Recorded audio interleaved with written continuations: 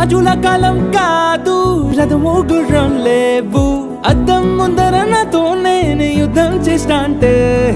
గాజుల చేతులు చాపి దగ్గరకొచ్చిన నువ్వు చెంపల్లో చిటికేసి చక్రవర్తిని చేసావే చిన్నగా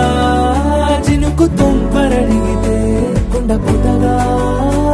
తుఫాను తెస్తివే మాటగా మల్లె పువ్వు నడిగితే ముదగా పుల తొటగా పైనొచ్చి పడితివే బుట్ట బొమ్మ